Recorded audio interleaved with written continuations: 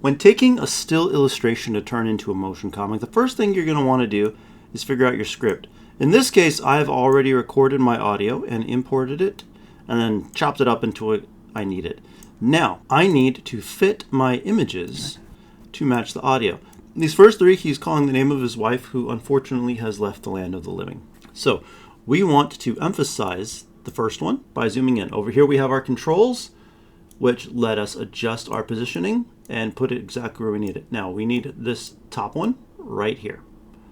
But it's kind of boring just having it like that, so we're going to want to pan it just ever so slightly. To do that, we position our marker at the start of the clip, select the clip, and we position this exactly where we want it. In this case, I'm going to start it over here on the side, click the little diamonds, and that locks the positioning. Go to the end and then move it where you want it. Then you'll see this little diamond turns red again.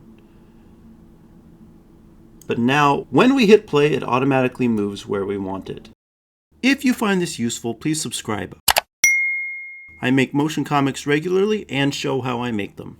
All these sounds have come from Pixabay. So if we need another sound effect, we can come here. I think this would benefit from another effect. So I'm going to just very quickly create a glass breaking pattern. So now that I have finished my image in Krita, I'm going to export it, drag it into the media pool, and I have it here. I'm going to drag it out and put it on the timeline, and then I'm going to add a broken glass sound effect to line up with that. Now I'm going to add some basic transitions that I still need.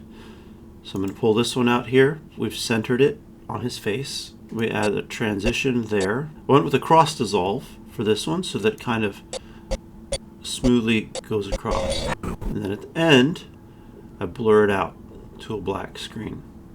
Alright, the last thing I did was I pulled out a wind effect and turned it down a little bit. Let's give this a watch. Angela, Angela, Angela! Oh, the woman played our game. Oh, and she lost everything. How dare you?